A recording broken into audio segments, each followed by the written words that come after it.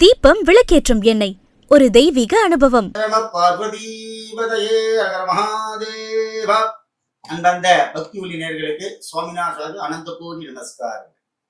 வருகிற 3/8/2026 திங்கட்கிழமை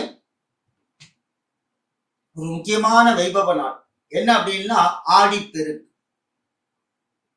இந்த ஆடிப்பெருக்கு மகா வைபவம் இந்தியாவில், தமிழ்நாட்டில், அதுவும் சவுத்து சைட்ல தஞ்சாவூர், திருச்சி இப்படி பார்த்தீங்கன்னா காவேரி நதிக்கரை ஓடக்கூடிய இடங்கள் எல்லாம் ரொம்ப விசேஷமா வைபவம் பண்ணுவாங்க. இந்த வைபவம் என்ன அப்படின்னா விவசாயிகளுக்காக ஒரு பெரிய ஒரு அமோகமான நாள். ஆடிப்பெருக்குல காவேரி ஃபுல்லா ஜலம் போகும். ஆனா இந்த ஆண்டு தெய்வாதீமாக அம்பாளுடைய இயற்கை சீட்டினால் மழை பெய்யல. கண்டிப்பா அம்பாள் இந்த ஆடிப்பெருக்கில் நம்ம மனமுருகி பாடி அம்பாளை வரவேற்று காவேரி தேவியை கண்டிப்பாக வணங்குவோம். சிவபெருமான் சிரசிலேர்ந்த கங்காதேவி அள்ளி கொண்டு கொட்டிடுவார். நமக்கு கண்டிப்பாக நமக்கு ஒரு அனுகிரகம் பண்ணுவார். ஜலம் இல்லாமல் நம்மளால யாராலையும் வாழ முடியாது. அப்படிப்பட்ட இந்த ஆடிப்பெருக்கு வைபவம், காவேரியில ஜலம் கிடையாது, இருந்தாலும் நம்ம பாரம்பரியமான இந்த பண்டிகை நம்ம விடக்கூடாது இல்லையா? எதையுமே விடக்கூடாது. அப்படிப்பட்ட இந்த 18 பெருக்கன்னைக்கு என்ன பண்ணணும் அப்படின்னா காவேரியில ஜலம் போகும். தீர்த்த தேவிகள் என்று பெயர். அம்பாள் ஜலரூபினியா இருக்கா. என்ன பண்ற ஆடிப்பெருக்குல அப்படின்னா அம்பாள் காவேரியில தீர்த்தம் ஆடினாலே சர்வ பாவ நிவாரணம். எல்லாம் நம்மளுடைய பாவத்தெல்லாம் ஏத்துக்கிறாளாம் அம்பாள். அப்படி ஒரு புண்ணிய தேவதையான நதி காவேரி தீவு. அங்க 18ஆம் பெருக்கு வைபவமானது நடைபெறும். சில கோயில அம்பாலே காவேரி கரைக்கு போய் தீர்த்தம் ஆடுவான். ரொம்ப விசேஷமா இருக்கும். அப்படிப்பட்ட இந்த ஆடிப்பெருக்குல என்ன அப்படின்னா என்னென்ன நடக்கும், என்னென்னா நமக்கு பலன் தரும் அப்படின்னு பார்த்தீங்கன்னா இந்த ஆடிப்பெருக்குல இயற்கைகளுக்காக நம்ம வாழறோம். இந்த பூஜையே இயற்கைக்காக தான். காவேரி ஜலத்துக்கு பூஜை பண்ணி மேல சூரிய பகவானை பார்த்து பிரார்த்தனை பண்ணி ஆகாச மார்க்கமா இருக்கக்கூடிய வர்ண பகவானையும் பிரார்த்தனை பண்ணிட்டு இயற்கையா நம்ம சுத்தி இருக்கக்கூடிய இயற்கைகள் அழியக்கூடாது என்பதற்காக இந்த மகா பூஜையானது நடைபெறுகிறது. அது எல்லாத்துக்கும் மூலாதாரம் ஜலம். ஜலம் இருந்தா எல்லாம் இயற்கையே நன்றாக இருக்கும். அப்படிப்பட்ட அந்த தேவி அந்த ஆடிப்பெருக்குல அம்பாளை பூஜை பண்ணும்போது அம்பாள் ரொம்ப ஆனந்தப்படுறாள். ஆனால் ஆடி அழைத்து வருகிறது தை துடைத்து செல்லும் என்று சொல்வார்கள். ஆடி மாசத்துல அம்பாள் தான் பிரதானம். அதில் இந்த காவேரி தேவியும் ஒரு ஒரு மிகப்பெரிய தீர்த்த தேவிகள் என்று பெயர். அப்படிப்பட்ட இந்த நதியில பூஜை பண்ணணும்னு சொல்லுவா. அம்பாளை பிரார்த்தனை பண்ணி வர்க்கானங்கள் நிறைய கலவந்த சாவங்கள்லாம் எடுத்துன்னு போய் காவேரி கரையில வைத்து நைவேத்தியம் பண்ணி அம்பாளுக்கு அங்க என்ன பண்ணுவா அப்படின்னா புதுசா கல்யாணமான தம்பதிகள் மாங்கல்ய சரடை மாத்திப்பா. அதே மாதிரி கல்யாணம் ஆனவானும் மஞ்ச கயிறை மாத்திக்கிறது ஆதி மரபாக இன்னைக்கு நடந்துட்டு இருக்கு. ஒவ்வொரு சம்பிரதாய பிரகாரம் நடந்துட்டு இருக்கும். அதே போல அங்க மாங்கல்ய சரடு கொடுப்பா. எல்லாருக்கும் நிறைய வெத்தலைப்பா கொடுத்து மாங்கல்ய சரடு கொடுப்பா. எதுக்காக அப்படின்னா சரடு அந்த நாணல் இருக்கு பார்த்தீங்களா, காவேரியில பார்த்தீங்கன்னா நல்லா தெரியும், வளைஞ்சி கொடுக்கும் நிறைய. ஆனா எவ்வளோ தண்ணி வேகமா வந்தாலும் நாணல் அந்த இடத்த விட்டு போகவே போகாது. அவ்வளோ அழகா இருக்குமா. அதே போல பொம்நாட்டிகள் நம்மளுடைய வாழ்க்கையில எவ்வளோ நம்ம குடும்பத்துல கஷ்டங்கள்லாம் வந்துட்டு இருக்கு. இந்த பொம்நாட்டியா இருக்கக்கூடிய அம்பாள் அனுகிரகம் பண்றாளாம். அந்த பொம்நாட்டிக்கெல்லாம் நாணல் மாதிரி நீ இருக்கணும். எவ்வளோ வேகமா உனக்கு பிரச்சனைகள் வந்தாலும் காவேரியில எப்படி ஜலத்தை ஓடுது பார்த்தியா பிரச்சனைகள். ஆனா நாணல் என்னைக்கு நவுந்ததாவே இல்லை. நீங்க போய் பாருங்க, காவேரி கரையில நாணல் அப்படியே ஜலத்துல நிற்கும், ஜலம் ஓடும், ஆனா நாணல் நவுந்து போகவே போகாது. எத்தனை வேகமா வந்தாலும் வெள்ளமே வந்தாலும் அது அப்படியே இருக்கும். அப்படிப்பட்ட நாணல் மாதிரி வாழ்க்கையில இருக்கணும். நீங்க காவேரியில எப்படி ஜலம் ஃபோர்ஸா அடிச்சுன்னு போதோ அதே மாதிரி உங்க கஷ்டங்கள் எல்லாம் அப்படி ஒரு நொடியில பறந்து போயிடுமா அப்படின்னு அம்பாள் சொல்றா. அதனால இந்த நாணலுக்கு சக்தி அதிகம். நீங்க காவேரி கரையில மட்டும்தான் பார்க்கலாம் நாணலை, வேற எங்கேயும் பார்க்க முடியாது. காவேரி ஜலத்துல நீங்க பார்த்தீங்கன்னா நாணல் வளர்ந்துருக்கும்.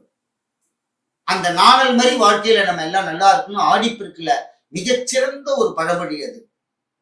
அப்படிப்பட்ட இந்த ஆடிப்பெருக்குல எல்லாருக்கும் நிறைய குங்குமம், வெத்தலை பாக்கு, மஞ்சள் எல்லாம் கொடுங்க. சுவாமி, இதுல என்ன முக்கியமா சொல்றது அப்படின்னா, ஆடிப்பெருக்குக்கு ஒரு மந்திரம் இருக்கு. என்ன அப்படின்னா, ஓம் ஐம் கிரீம் க்ளீம் லலிதாம்பிகாயை நமஹா அப்படின்னு அம்பாளை சொல்றா. லலிதாம்பிகை. ஏன் லலிதாம்பிகை போட்டு சொல்லணும்? அதுல மத்த அம்பாளுடைய பெயரை சொல்லியிருக்கலாமே. லலிதாம்பிகை சர்வ மங்கள சுரூபிணி. லலிதாம்பிகை அப்படின்னாலே லலிதா சகசிரநாமத்துக்கு உடையவள். இந்த அம்பாள் எப்படி இருக்கா அப்படின்னா, மாங்கல்யம் மட்டும் இல்ல சார், எல்லாத்தையும் அப்படியே கசங்கி புரிஞ்சு எடுத்துருவா கஷ்டத்தெல்லாம். அதனால்தான் லலிதா சகசிரநாமத்துக்கு சக்தி அதிகம். டெய்லி ஒருத்தர் சொல்றான்னு வச்சுங்களேன், ஆத்துல அம்பாளுக்கு டெய்லி குங்குமார்ச்சம் பண்றான்னு வச்சுங்களேன், எப்படிப்பட்ட இதா இருந்தாலும் சரி, அம்பாள் அவளுக்கு ஒரு கருணையா பக்கத்துல வந்து உட்கார்ந்து, சுவாமி நாங்க கஷ்டப்பட்டு இருக்கோம், டெய்லி பூஜை பண்றோம், எல்லாம் பண்றோம், ஒண்ணும் இல்லையா, உன் பேரனான்னு பக்கத்துல வந்து உனக்கு பெரிய பெரிய கோடீஸ்வரன் ஆக்கிடுவான். இந்த கர்ம வினையை அமைச்சுதான் ஆகணும். அதுக்காக அம்பாள் என்ன பண்ணணும்னா, கர்ம வினை அதிகமா வராம இருக்கிறதுக்கு அம்பாளை பூஜை பண்ணணும். சுவாமி எனக்கு இதை மீறி சொல்ல முடியல, என்ன செய்யறது அப்படின்னா, லலிதாம்பிகையே போற்றி. தமிழ்ல இவ்வளவுதான். ஓம் ஸ்ரீ லலிதாம்பிகையே போற்றி, ஓம் ஸ்ரீ லலிதாம்பிகையே போற்றி. இத சொல்லுங்க. ஆடி பெருக்கன்னைக்கு 108 வாட்டி சொல்லுங்க பாப்போம். ஆனந்தமா இருக்கும். சுவாமி நான் சென்னையில அபார்ட்மெண்ட்ல இருக்கேன், எங்க இடத்துல நான் வெளியூர்ல இருக்கேன், காவேரி கிடையாது, இங்க எல்லாம் கூவ நதி தான், நான் என்ன பண்றது, எங்க போய் பண்றது? பயப்படாதீங்க. ஆத்துல அம்பால நீங்க தெய்வ ரூபமா ஒரு சொம்புல ஜலத்தை வச்சுக்கோங்க. வெள்ளி டம்ளரோ ஏதோ ஒண்ணு வச்சுட்டு மகா கங்காதேவியை கூப்பிடுங்க, காவேரி தீரை கூப்பிடுங்க. இந்த திருச்சி தஞ்சாவூர் பக்கம் எல்லாரும் இப்ப மெட்ராஸ்க்கு வந்துட்டா பாதி பேர். காவேரியை இப்ப தாத்தா பாட்டிட்டு சொன்னாதான் காவேரின்னா அவ்வளவு ஆனந்தப்படுவா. இப்ப இருக்க குழந்தைகளுக்கு காவேரின்னா என்னன்னு தெரியாது.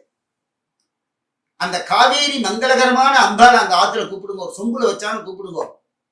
கங்கை ஜெயமுனே ஜெய்வே கோதாவரி சரஸ்வதி நர்மதா சிந்து காவேரி ஜலேஸ்மின் சந்நிதிங் குரு. அம்பாள் அந்த ரூபத்துல வந்து உட்கார்ந்துருவா. அம்மா நீ வந்து உட்கார்ந்துக்கோனா உட்கார்ந்துருவா. அதுக்கப்புறம் பாருங்க, மேட்டூர் டேமே பிச்சுட்டு வந்து ஜலம் கொட்டும். விவசாயம் நல்லா இருக்கணும் சார், அதுக்காக நாம ஆடி பெருக்கன்னைக்கு பூஜை பண்ணணும் சார். நம்ம எல்லாம் சென்னையில இருக்கோம், விவசாயிகளுக்கு எல்லாம் நம்ம கண்டிப்பா ஜலம் வேணும்.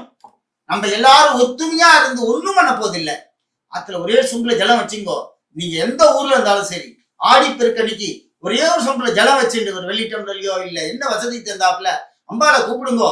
அம்மா காவேரி தேவியே இந்த ஜலத்துல வந்து உட்காந்துக்கோ. அதே மாதிரி தமிழ்நாட்டுல எல்லாருக்கும் இந்த உலகத்துல நல்ல மழை பெய்யணும், விவசாயம் செழிப்பா இருக்கணும்னு அம்பாளை இன்னைக்கு நல்லா பிரார்த்தனை பண்ண முடியும் சார். அவளுக்காக நம்ம பிரார்த்தனை பண்ணுவோம். என்ன பண்ண போறோம்? 1 கோடி ரூபாய் கொண்டு கொடுக்க போறோம், இல்ல ஒரு 10 ரூபா கொடுக்க போறோமா? ஒன்னும் கிடையாது. அவர் எப்படி இருப்பான்னு தெரியுமா? விவசாயி இன்னைக்கு அவன் எவ்வளவு கஷ்டப்படுவான்னு தெரியுமா? அவனுக்காக நம்ம ஒரே ஒரு நாள் நம்ம கடையில போய் அரிசி வாங்குறோம், அந்த அரிசி எங்கெங்க இந்த வருது, யாருடைய உழைப்புல இந்த வருதுங்கிறத ஒரு சிந்தனை பண்ணணும். எல்லாமே ஒவ்வொரு இடத்துல இந்த வளைஞ்சதுதான் நமக்கு ஒரு பொருள். ஆப்பிள் கடையில போய் வாங்குறோம்னா, காஷ்மீர்ல அது ஆப்பிள் ஒரு மரத்துல காய்ச்சி அதை பறிச்சு இங்க கொண்டு வந்து கடைசியில நம்ம தெருமுனையில இருக்க கடையில வந்து விற்கிறான். அது எங்கேருந்து எங்க வந்து நமக்கு கையில கிடைக்குது பாத்தீங்களா? அதே மாதிரிதான் இந்த சாப்பாடும். அன்னபூர்ணே சதாபூர்ணே சங்கர பிராணவல்லபே ஞான வைராக்ய சித்தியர்த்தம் பிக்ஷாந்தேகி பார்வதி. சார் எதுக்கு வேணாலும் பிக்ஷை எடுக்கலாம், சாப்பாட்டுக்கு பிச்சை எடுக்க கூடாது சார் நம்ம குழந்தைகள்லாம். அதனால நம்மாத்து குழந்தைகள், நம்ம பேரம்பேத்திகள் எல்லோரும் நன்றாக இருக்க வேண்டும். இந்த சிந்தனையை வச்சுங்கோ. பக்கத்தாத்து குழந்தையும் நல்லா இருக்கணும். தாகம் எடுத்தா எங்க சார் போவேன்? அந்த இடத்துல ஒண்ணும் பார்க்க மாட்டேன். யாரா நாக்கு வறண்டது தண்ணி கொடுப்பானா அப்படின்னு தான் நம்ம எதிர்பார்க்கிறோம். அதே மாதிரிதான் சார் பயிர்களும். ஜலம் வந்தாதான் சார் அதுங்களும் சந்தோஷமா இருக்கும். அதுக்கும் ஒரு உயிர் இருக்கு இல்லையா சார்? அது உயிரை கடைசியில விட்டுதான் நமக்கு அரிசியா கொடுக்கும். அதனால இந்த ஆடிப்பெருக்கன்னைக்கு எல்லோரும் ஆத்துல ஒரு டம்ளர்ல ஜலம் வச்சு, அதாவது காவேரி தீரத்துல இல்லாதவா, சுவாமி நாங்க காவேரி பக்கத்திலே இருக்கோம், ஆனா காவேரியில ஜலம் இல்லை, ஆத்துல சொம்புல ஜலம் வச்சுக்கோங்க, கூப்பிடுங்க அம்பால, கண்டிப்பாக மழை பெய்யும், பொழந்து கட்டும். வேணா எழுதி வேணா வச்சுக்கோங்க.